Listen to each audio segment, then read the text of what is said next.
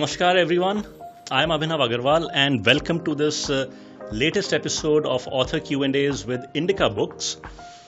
I am delighted to be here talking about a very important, I should say a seminal book.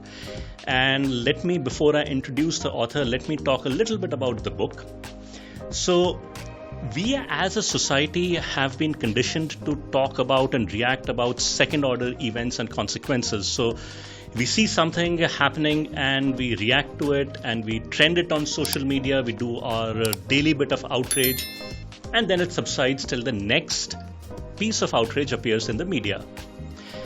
We typically end up blaming the system, we end up blaming people, we end up blaming mentality and political parties and whatnot. What often gets missed out are the first order effects, first order principles, basically a set of postulates and axioms from which all other consequences can be derived. Therefore, this book that I'm going to talk about and discuss with the author is very, very important, especially in an Indian context, because as best as I can tell, a book that covers these topics and areas has not yet been written in India, so therefore it is a seminal book. So the book itself is called The Majoritarian Myth, How Unscientific Social Theories Create Disharmony. This book has been written by Professor Kaushik Gangopadhyay. Let me read out a little bit about him. So Kaushik Gangopadhyay is an economist who earned his PhD from the University of Rochester in 2007. He is currently a professor at the Indian Institute of Management in Kozhikode. He has published many articles in reputed refereed international journals and has a co-edited book published by Springer. And he has also written popular articles for online platforms like DNA, First Post, Swarajya and Mathrubhumi. And he lives in Kozhikode. And a warm welcome, Kaushik, to this podcast. Namaste, Abhinavji. And I also convey my namaskaram and good wishes to the listeners, to the viewers and the Indica Book Club family. Thank you. So, now this book has got a lot of very, very fulsome advanced praise from a lot of very eminent personalities. I will read out what Mr. Sanjeev Sanyal, a distinguished famous economist, writer, intellectual and public thinker, has said. The term majoritarianism is used in India as a convenient way to demonize Hindus without any reference to first principles. In this book, Kaushik investigates the term using well-established intellectual frameworks on social tolerance. The conclusions will surprise many, many readers, he writes. So let's begin about this book. Now let's assume that on a highway you have a two-wheeler and next to it you have a truck that is traveling at high speed and next to the truck also there is a vehicle, there's a car traveling. The two-wheeler without any provocation, without any reason suddenly swerves into the lane in front of the truck. The truck driver brakes but loses control of the truck and ends up collapsing. The truck ends up collapsing over the car. Now, if by default people said, oh yes, it has to be the fault of the truck driver, even after viewing the accident, the normal reaction would be, gosh, are you stupid? Didn't you see what happened? Didn't you see the two-wheeler was to blame? But this kind of thinking, rationality seems to abandon public discourse when it comes to talking about society and communities at large. You begin your book with such an incident, such an example, and then you go on to talk about what you call LTSC, the linear theory of social evolution.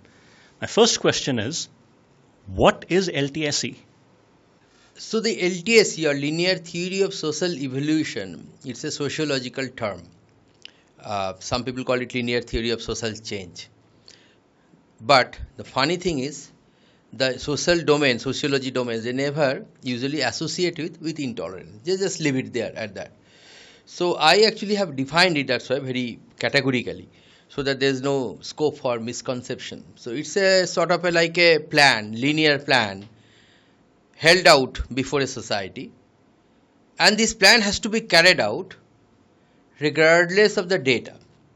So that's kind of the goal of the society, right? So the original one, shall I give an example? Yes, absolutely. So this is Harari says, well, Harari in his book Sapiens. Oh, the latest public intellectual of the flavor of the season. Yes, but what I would say that Harari's books, the sort of were originally quite good and quite balanced. What he says nowadays, there could be some nuanced versions about it.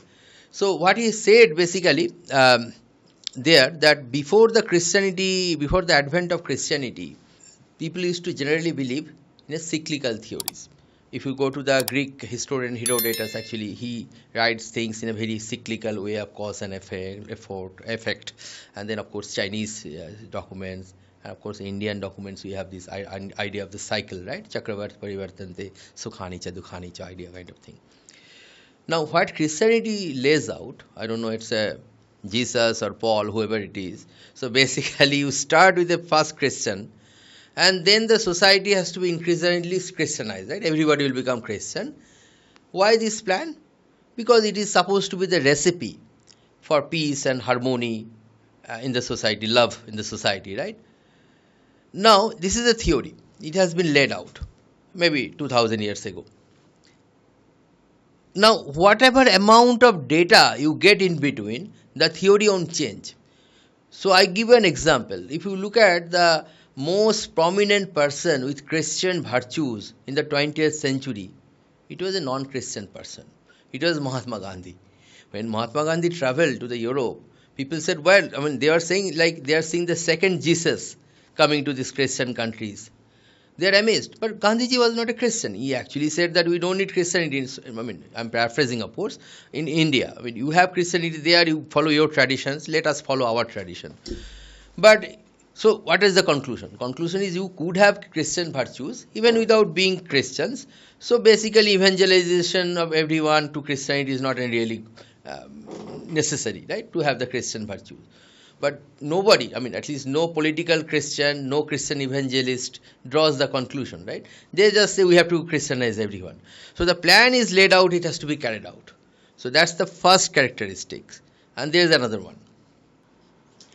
Which is? Otherization.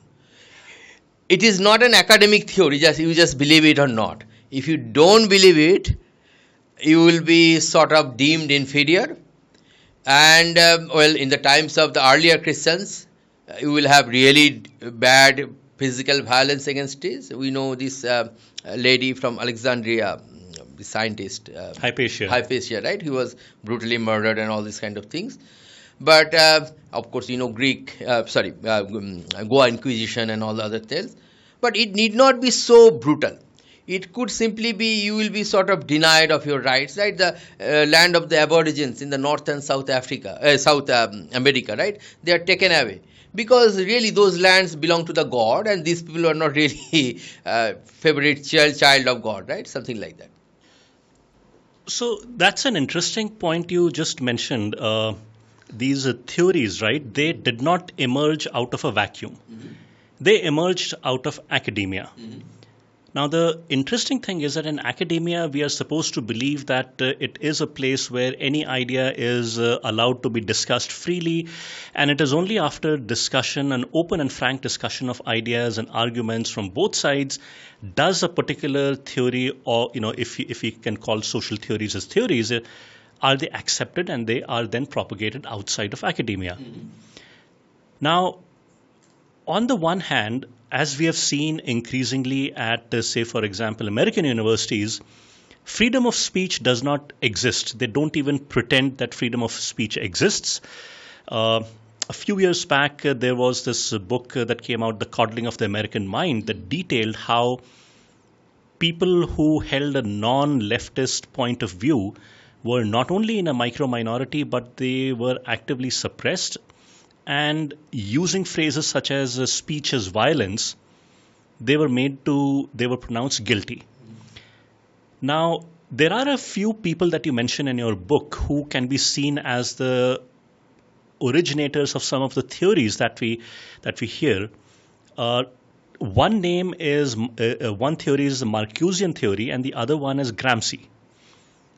Who was Gramsci, and what were his theories? And more importantly, why should we sitting in India even bother and about someone who wrote and said something decades ago, thousands of miles away? So I'll start with your last question. So basically, we often see, this poster has appeared in JNU, this poster has been discussed in Jadavpur University. But these students who are doing it, they are only puppets. Even some of the teachers, I would say, they are only puppets. So there is this scheme of things these theories want to accomplish. And in this scheme of things, all the slogans, all these things come up. So what is the scheme of things? And that origin actually lies with this Antonio Gramsci. So maybe I'll let me... Yes. Who was Antonio Gramsci? Because I've... in your book, you have talked about him, but I want to, if you can talk a little bit about his influence, and more importantly, what was the theory that he's, proposed? Mm-hmm. So Antonio Gramsci was a socialist leader in Italy, born I think 1891 and died 1937. So what happened? He was put in prison in the I think late 10s and 20s. And there he wrote some things. These are collectively called prison notebooks. And these are sort of like celebrated, not communist or socialist circles. These are celebrated in the liberal academias and humanities circles. In American universities and everywhere. So there are also, I see articles in Indian newspapers, effusive praise about Gramsci, and sort of any argument comes, Gramsci wrote that, and that sort of settles things. So what is the Gramscian idea? The idea is actually, if you look at the Karl Marx saw society as sort of like a conflict between different classes. I mean, if you look at a society, right, there's a lot of collaboration. That we are having this conversation. It is happening because multiple people collaborated, right? We are definitely not doing much, just except talking. But Marx saw it as a conflict between the classes. And Marxian classes are income based.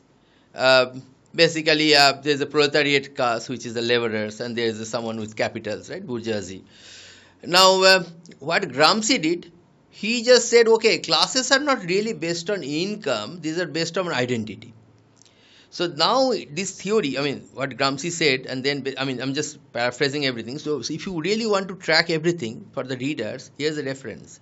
James Lindsay, amazing person. He runs an encyclopedia-like website, New Discourses. And you can get everything. He's tracking from where to where you are getting all these theories. So this is nowadays called conflict theory. So essentially, along with Gramsci, there is something called Frankfurt School. Okay, shall we? Yes, the Frankfurt School. Good you mentioned that, because it is, I believe, one of the core originators of a lot of these very, not only disruptive, but destructive theories that have now gained mainstream acceptance. Mm-hmm. It is considered almost, I think, heresy to argue against it. And one of the offshoots of this is also the theory of intersectionality, which seeks to find structural discrimination, and it will continue to seek it till it finds it. Exactly. So the idea is basically, since it's a conflict, the society is as a conflict. Now, who is persecuting whom? So the idea is the majority is persecuting the minority. So if it is a Christian majority, they are persecuting the Jews and all the small groups. If it is in America now they are doing this in the sexual domain, heterosexuals persecuting homosexuals and transgenders. This is a new ideology. And then, of course, in India, of course, it has to be the Hindus persecuting everyone else. So that is the general theory. And this emerged out of the Frankfurt School. This emerged sort of, I will say, parallelly in the Gramsci's writing and also in the Frankfurt School. And many of the Frankfurt School people were Jews, right? And then they were sort of course, Hitler came in power, so they had to leave it. I mean, I'm with them, not with Hitler, of course, but they went to America, Harvard Marcuse, for example, right? So this would have been in the 1930s. 1930s, they landed in America, and then started these discourses in Harvard and Berkeley, all these places, right? And they got all the social sciences under their command over time. But I have something else to say in this direction, which is these theories. When you say theory, many people we kind of think, I mean, people with trained in science or engineering, that really they have done a lot of experiments and data and all this kind of thing, like we do in science, right? If you do just one experiment in physics, you have to do 20 readings. A scientific theory has to be repeatable, it has to be falsifiable. Exactly. Anything that is not falsifiable is not a theory, it's a dogma. It's a dogma, hypothesis. So these things, these theories, at the best I could say hypothesis, and my book says it's a dogma. So let me jump a little ahead. In chapter 15, which is titled Debunking Some Strawman Arguments, you say that you talk about your section is called Structural Violence and Marginalization. And you say that structural violence is invoked when there is no evidence of any kind of violence, but a difference in outcome exists at the community level. The peddled idea is that the majority, being hateful, does not remain unbiased to the minority and denies them systematically of opportunity or justice at every step. And you say, understandably, this theory is absolutely unfalsifiable. And later on page 207, you cite the National Council of Applied Economic Research data from 2006-7, where you say that the average annual household income of Hindus, Muslims, Sikhs and Christians was 61,000 rupees for Hindus, 58,000 rupees for Muslims, 70,000 rupees for Sikhs, and 91,000 rupees for Christians. The data for Parsis is not provided. I suppose it would be 5-10 times more. But according to this theory of structural violence, then do the numbers support the argument that the Sikhs and Christians have been persecuting the Hindus? So what happens, these theories, when they are could be proven false, they sort of bring other factors. Well, there are other factors and all these kind of things, right? So in America also, you see, Asian Americans are also minorities, just like blacks are, right? But Asian Americans are actually ahead of the whites, inconvenient minorities in some sense, right? And then, but then we actually discriminate against the Asian Americans there, right? In the college admissions and other things. Exactly. Exactly, right? So basically, these theories, they are sort of used for political purposes, I would say. It is not that these theories are sort of done out of an academic bent of mind without any political idea in store or something like that. So let me go back to one other point I wanted to say. So even the Muslim numbers, in this particular example you've given, the 2,000 rupees less per year, right? That is not a big number, right? Everybody says Muslims are lagging behind in education. Of course, we know there are tons of papers that education brings more income. So there is nothing really unreasonable about the entire exercise, right? So, let us talk about something more structural, which is the Constitution. Now, there are several articles in the Constitution. Some of the more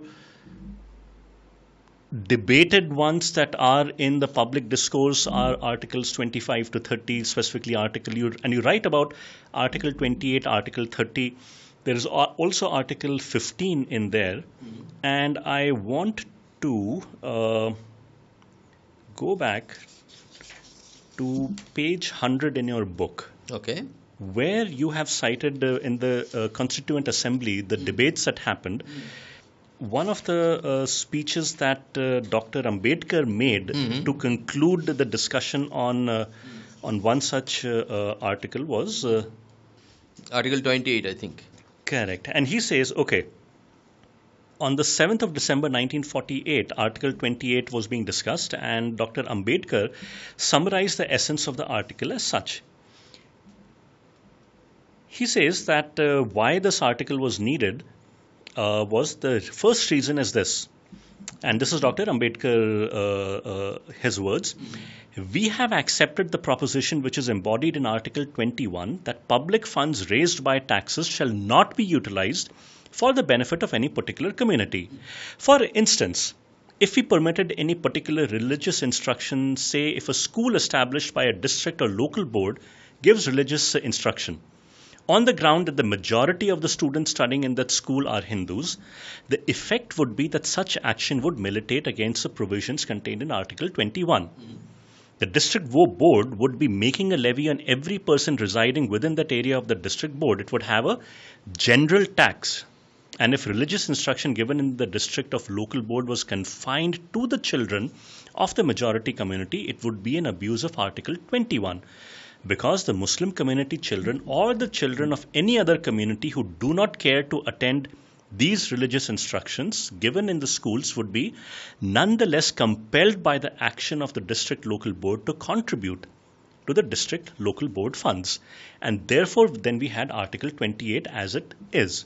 And Article 28 basically says that you shall have the freedom of religious instruction in education institutions run by minorities. Yes. But this does not apply, or at least per my understanding, as it has been interpreted by various judgments, it does not apply to unaided majority institutions, right? Right. So tell me if my understanding is right. If I'm from a minority community, I have the constitutional right to set up educational institutions. I have the constitutional right to impart religious education, and the state has no right to interfere. Are we clear on that? Yes, of course. If I am a Hindu, I do not have the right to set up educational institutions and impart religious instruction there. Is that a fair assessment? I mean, what you are saying is factually true. Please explain this to me. So, I think first of all, there's a myth. The myth is Ambedkar ji has drafted the constitution. No, he was the chairman of the drafting committee, and not everything was under his command. And he himself said, I think in Rajya Sabha, maybe 1953 or so, that he would be the first person to reject the constitution. I remember reading that statement. Huh. So, okay, that brings us to another point. The Government of India Act 1935. Yes. People have said that there is little difference between the constitution that was adopted and the Government of India Act 1935. Yes. So, to that end, I think you've also written in your book that some of what we see in these articles, these contentious articles, is a consequence of the Government of India Act 1935? No, I would not say so. So what happened? Ambedkar ji, what his vision was? His vision was that it was like a truly sort of secular kind of school where no religion would be taught. But there are some subcommittees on minority affairs, and its chairman was a Bengali Christian. His name is Harendra Kumar Mukherjee. So Harendra Kumar Mukherjee's commission actually, I think, suggested that their institution has to be aided. And that was also being kind of done. Of course, it was not a holistic way. It may not be exactly we envisage. But actually the problem, what our constitution, I mean, what I'm trying to say that every nation has a constitution, but usually constitution is limited to core principles. So they are much shorter. Because Indian constitution is largely inspired or adapted, 80% are very similar from the Government of India Act, right? And acts tend to be very large because these are like you have to specify every minute detail, not exactly the principles, right? So there's an issue here, right? You can see that. So we cannot actually... So the British Constitution is not a written one. It is very much unwritten. Unwritten, right? Yeah. The American Constitution is very, very small. 10-15 pages. Ours is a few hundred pages. A few hundred pages. Yeah. Because, and India is a very big exception in terms of the number of words in the constitution. Usually constitutions tend to be very small, succinct. I think big constitution, it's a problem for the judges, right? How do you know which is applicable to that context and other issues? I think that's why in India, many times you can see a judgment comes and then there's a lot of criticism in the judgment, and then this judgment goes to another, another court, another judge, another bench. It gets reversed, citing some other argument. So it is sort of the scope of interpretation becomes larger, I think. I'm not a legal domain, right? Just an outside person. This is my humble comment.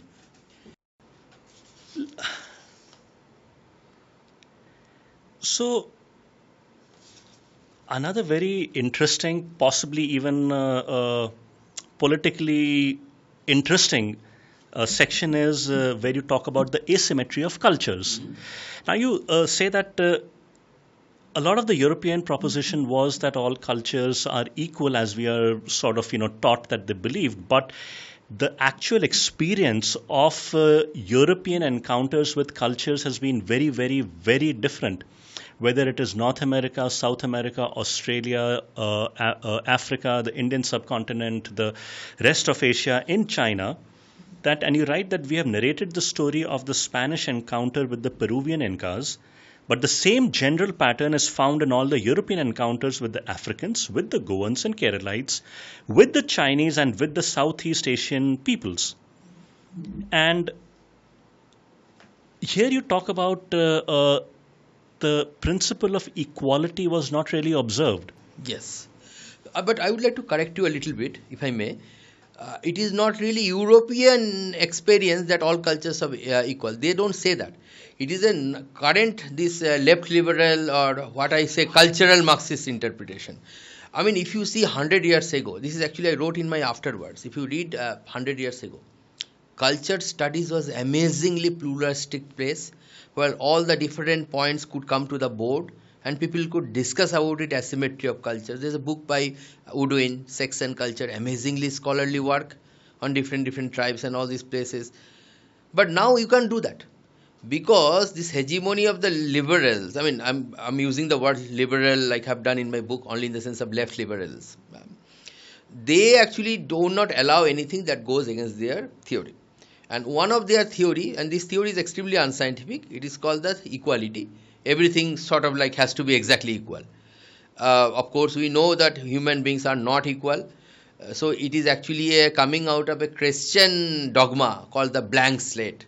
Basically, all men are born equal. And this is actually been criticized even by Harari, who is liberals used to consider him liberal, but he also criticized it in his book Sapiens. So, essentially, then you tie this with I think with chapter 15 where you talk about unfalsifiable theories, that if you accept the dogma, the unscientific theory that everyone is born equal, then ipso facto any evidence of inequality has to be the result of discrimination, right? This is the big problem, right? So people are given an unscientific fact, and then of course that cannot match the reality. Then you have to imagine things. I'm not saying that discrimination does not exist or anything like that. I'm not making any universal statement. I am saying that a lot of differences exist between you and me. That is not because a lot of them has to do with the fact that we are not simply born the same. You have a different aptitude, I have a different aptitude, and that's how we have bloomed differently. So, are you saying that if I were born in the same year as Sachin Tendulkar, and if I'm not as great a cricketer as Sachin Tendulkar, it is evidence of discrimination? According to that is the theory that they are saying. They are not saying it so categorically to show the theory wrong, but that is exactly they are implying. How come such absurd, illogical, unscientific theories exist? And they exist to the point where entire careers are made by proponents of this theory, and entire careers are destroyed of people who don't agree with this theory. How come such dogma exists? So what I would say that the problem is the academia, it is very much nowadays tied to politics because media and everything, the indirect democracy, the role of media is the very prominent one, and media is driven by ideology, and these ideologies are created by academia.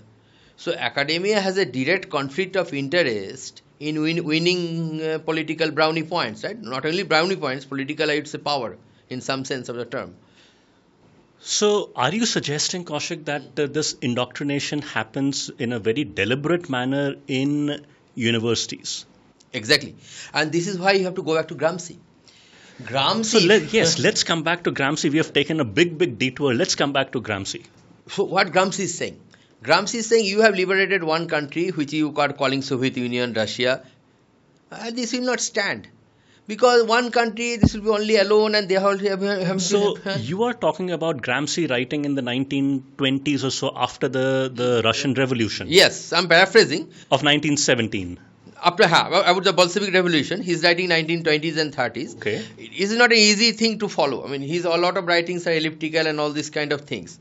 But what I can tell you, Gramsci's ideas, these are called cultural Marxism. Nowadays, this idea is cancelled.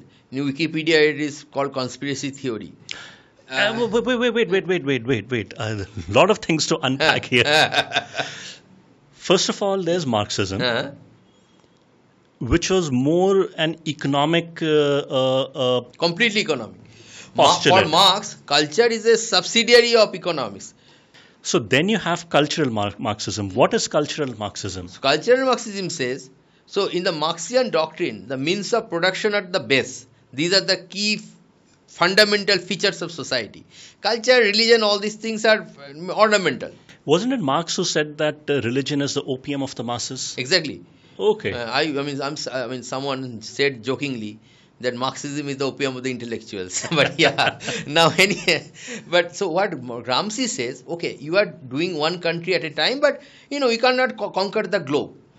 And he was basically advocating for a replication of the Soviet style of structuring economies and societies across the world. No, he is saying we need to break down the societies. If the existing society collapse, then we can automatically build much quickly. So he was basically not arguing as much for correcting any perceived wrongs. He was basically asking for the complete destruction of society as we understand it. Yes, he's saying the existing orders has to be destroyed. Existing values has to be destroyed. So that is what the idea is. So Gramsci was, I would say, that he was at the end of the day, he was sort of a bitter person if you read his notebooks. I have a lot of admiration for Gramsci as well, because at least he has given a theory that is actually doing miracle. What Marx and Bolsheviks could not do, Gramsci is doing it. They have conquered America. I don't think Marx could have imagined it. They have conquered the sort of the Mecca of capitalism. Mecca of capitalism, and in a very capitalistic way. All these capitalistic richest people. I'm just counting Elon Musk, but otherwise all of them, they are turning to only them. Okay, so we talked about Marxism, cultural Marxism. Gramsci, who advocates for the complete destruction of society so that they can be rebuilt in the image that he thinks they should be built in. So he is saying society is not held by economic forces. It is primarily held by cultural forces and cultural pressure. And family would be, and religion would be the most would important part of it. Family and religion and all these places, right? And I'm getting ahead of myself, but the obvious question is, so does his theory also ask for the destruction of the family? So basically the idea is the public space has to be captured. I'm not saying Gramsci alone, but Gramsci and his lineage, which I'm largely calling cultural Marxism. I'm just warning the readers, because some of them might type in the Google and come up with an article that it's a conspiracy theory. Oh, by the way, that Wikipedia has scrubbed. So if you go back a few months or a year or two and look at the history, look at the history of that page, you will actually find it's a very well written academic page, and now they have added this opening paragraph that it's a conspiracy theory. But I'll tell you something. Leszek Kolakowski, a very celebrated scholar of Marxism. Who? Leszek Kolakowski. Okay. Leszek Kolakowski has a book, Main Currents of Marxism, 3 volumes, published in 1977 or 78, Oxford University Press. In the volume 3, he directly shows Gramsci, Frankfurt School, all these things are coming from Marxism and all these kind of things. So he is actually saying that this is the cultural extension of this thing. He is saying it. Now that has become a conspiracy theory 40 years down the lane. So why is it that this cultural Marxism and so on, why are they being called conspiracy theories today? Because mind you, Wikipedia is tightly controlled by left liberals. Because the liberals, they want to show themselves universal. The moment you tie it to Marxism, the people, unsuspecting people, not the people like me who likes to probe things, they get the notion that this is an extension of Marxism, which is not seen very favorably in places like America, right? So if they kind of sell it as a universal theory coming out of unbiased minds in the liberal places, right? And people go by levels. The moment they say we are liberal, we use the word liberal in a very liberal manner as an adjective, broad-minded, but it has nothing to be liberal, right? I mean, Oh, yes, yes. That's how they've hijacked that word liberal to stand for everything Argentinian illiberal. president, right? I currently said that a few months ago, I suppose. Now, here is again on page 88, you talk a little about Antonio Gramsci, who was a member of the Italian Communist Party, and he had this framework which he called part of the superstructure or so. And then you go on to talk about the Frankfurt School. And you write that this school has given birth to what is widely known as critical theory. And you say that critical theory is that researchers can ascertain certain understandings about reality which are neither empirically verified nor analytical judgments. Critical theory disputes what it calls scientism, that methods employed in the natural sciences are the only methods for arriving at valuable cognitive outcomes. Critical theory allows a researcher to look critically at any theory or interpret a text quite liberally. Yes. This is nonsensical. So they are themselves calling themselves unscientific, right? They are saying we don't believe in science, there is something beyond that, right? But if you go that way, why don't you call Christianity a science? It again goes beyond science. Why don't you call Islam a science? It again goes beyond science.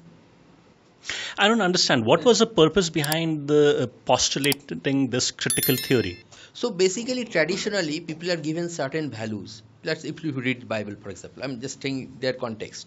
You get certain values, right?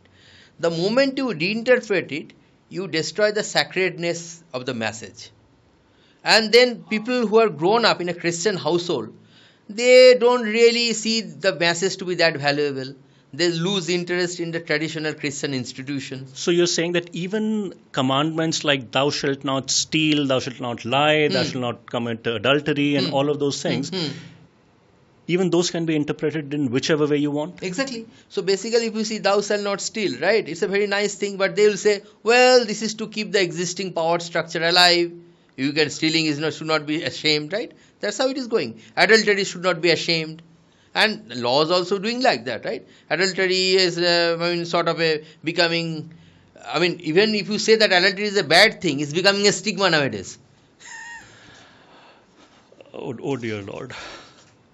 So Kaushik, just to take a step back, as I said, your book, The Majoritarian Myth, is again a book that looks at things from a first order principle.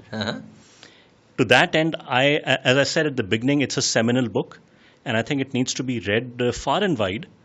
Let's now take a look at the writing process itself. And this is something that I like to ask a lot of the authors that I speak with, just to get a sense of what goes behind. We end up seeing the finished product, but we don't know the amount of sweat and toil and blood and tears and what goes into doing this.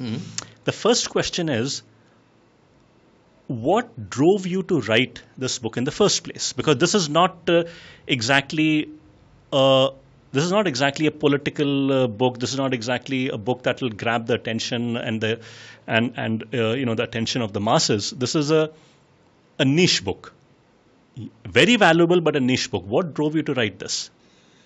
So basically, I have to see. There's a saying in my language: you can't judge a poem without knowing the poet. So you have to see my background. My maternal grandfather was a communist whole-timer. And my father was also communist for quite some time.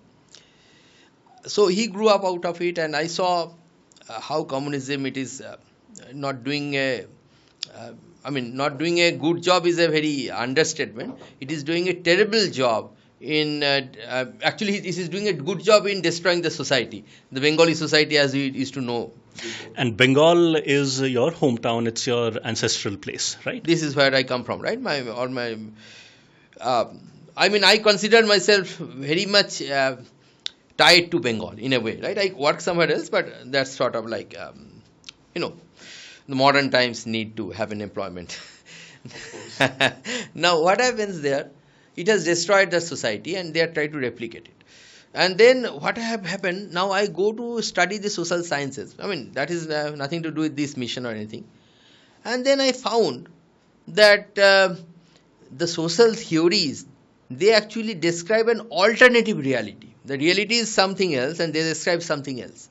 Now it is coming out a lot. I mean, you see this Harvard, right? I mean, 7th October 2023, I think, right? These Hamas terrorists, they killed so many people, hundreds of, I think 1,200 or so, Israeli innocent civilians. I'm not going to 9th October. I'm just going to the time between them. This time, I don't see any person with a sane mind, except a terrorist sympathizer, could really feel joyful about it.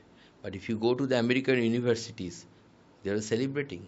Ivy League universities, professors are saying it's a good thing that it has happened.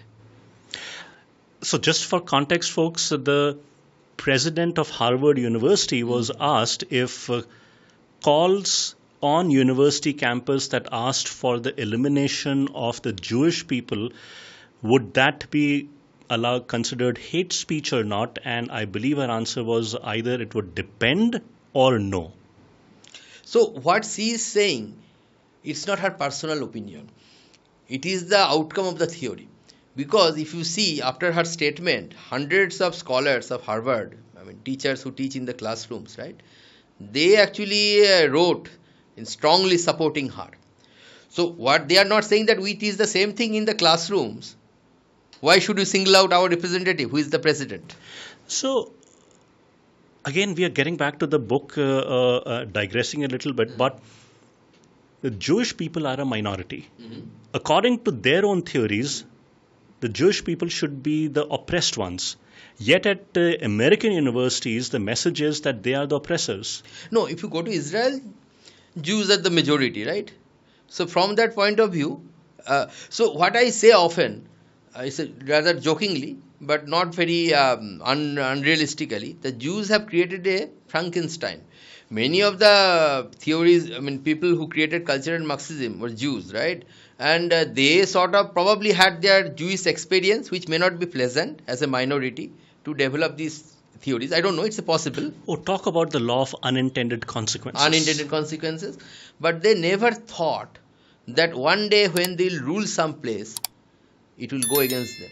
So this is the problem of unnecessary universalization of theories. In science, we do 100 times, still we are not sure whether it's a theory. In social science, you just say it, it's a theory. Because you see one or two things here and there, right? So,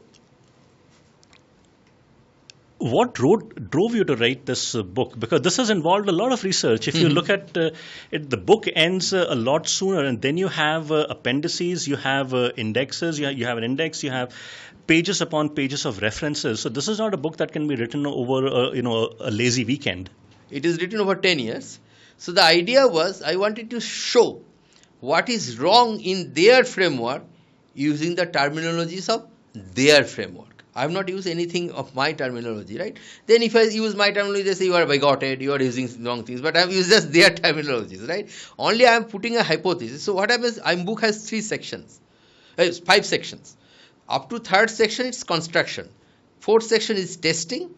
5th section is my prescription. Had I written a book supporting majoritarian, I could have stopped at the 3rd one. Actually, all the books I have said, they stopped that one. They just say this is the theory, that's the reality. No need to test, no need to do anything.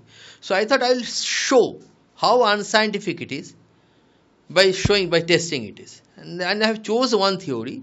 I don't want to say very large things, so that then it will be much more unreadable. Already you are describing it a niche. It will be niche of the niche. I didn't want to go there. Now, so the question really is, if these theories are mainstream, how does one even go about challenging them in a structural way? Because one is to talk about it, but talk only goes so far, because change happens in a society like India, when you start making structural changes. The constitution is one place to begin.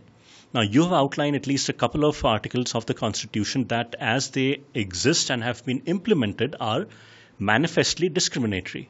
How does one go about making a change? For someone who reads this book and is outraged by the sheer inequality of things as they have been enshrined in the Constitution, how does one even go about making a change?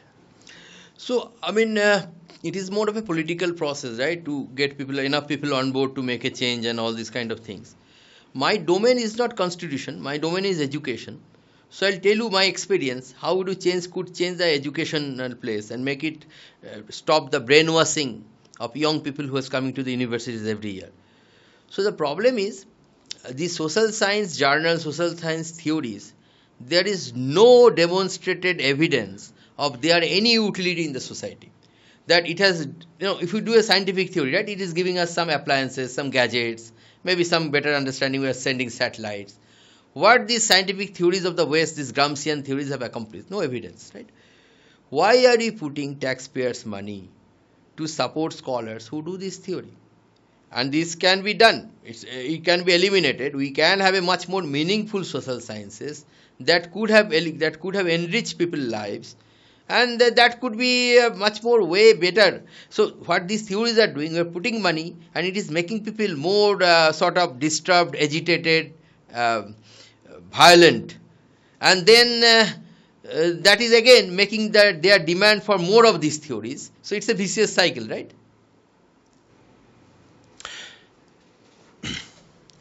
So in conclusion, what are the 2 or 3 takeaways that you would ask people to have or to go with after they read their book? Now question is, who is reading it? Let's assume, and this might be a stretch, let's assume that reasonably educated people with a reasonably open mind are the ones who read your book. So what they should do, first of all, I think, and this has been done by Bangsi Jaluri and his scholar, what is it? I think it's called Scholar for People or something like that, some organization.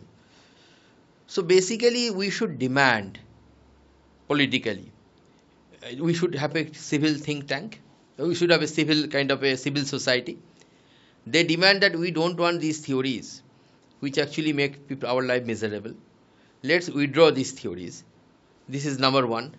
Number 2 is, you have to make your own institutions to make good things. Not everything can be done by government and government money. We know government money is not efficiently spent. Most people will agree with that. But I would say that who is stopping people? So let's say temple, right? It's another question we are going to, whether the temple, how we do liberate the temples and use the money to fund institution. But are the temples, they are even trying to create a sort of alternative narrative about our civilization, its depth, how could we enrich it? So one thing is, of course, you have to negate their propaganda by writing to media outlets, by voicing your opinions as civil society. Second opinion is, you have to create one by making your own institutions where these kind of books, negating their theory and showing their unscientificness, would not come out of one particular person dedicating 10 years of spare time, but could more reasonably be done by the well-meaning think tank and showing their unworthiness, right? That is one. Number 2 is our own. Indeed, we have our own texts, we have our knowledge systems, and they are not expressed in today's language. But that does not mean they are not suitable for today. They have to express in today's language, and you have to make it understood by reasonably well-meaning person, balanced person. I think that is again another thing we have to do. So the path forward does exist, but it is not an easy one. It is something that will require a lot of effort, a lot of perseverance and persistence. But we have to start someplace. And I think your book, The Majoritarian Myth, is a very important part of that process, of that journey. I congratulate you, Kaushik, for writing this book. and I hope it is read widely, even beyond the niche that I initially started out by saying. I hope it is read widely, disseminated widely, and the ideas and the arguments that you make in this book are also discussed. To that end, I want to add something to yes, your end. please. So, in our Indic understanding, the path to jnana, knowledge, wisdom, is through tapasya. What is tapasya? You have to abnegate something. It is not the knowledge which come like a fruit coming to you, hanging fruit, right? You have to kind of put a lot of effort to do that, to understand knowledge, right? The students, they have to wake up, lights, read books, understand, do this. Same thing is true in the collective level also. Just because you want to have a better understanding of the reality society, it will not come automatically. You have to do your part of the penance and all these kind of things. So, folks, no pain, no gain. For society to improve, it has to undergo the pain of knowledge, seeking knowledge, challenging dogmas, and from that, hopefully, will emerge a better path forward. At least what they can do, people here, they can read it. If they agree with me, write in the social media agreeing it. If they don't agree with me, write why they don't agree with me. That's a very important point. Social media has got 99 problems with it, but I think it has got some positives also. One of them is this concept of virality. So, if you like this book, if you like the ideas, do help make the ideas viral. Post on social media, tell your friends about it, tell them to post about it. Little by little, I think that is the only way to make change. So, thank you, Kaushik, for coming on this podcast, talking to me. I wish you all the best, and thank you once again. I thank you for having me. Thank you. So thank you for watching this episode of Author Q&A with Indica Books. I am Abhinav Agarwal. We were talking with Professor Kaushik Gangopadhyay and his book, The Majoritarian Myth. If you have liked this, please do subscribe to our channel, and please do stay tuned in for the next episode in this series. Namaskar.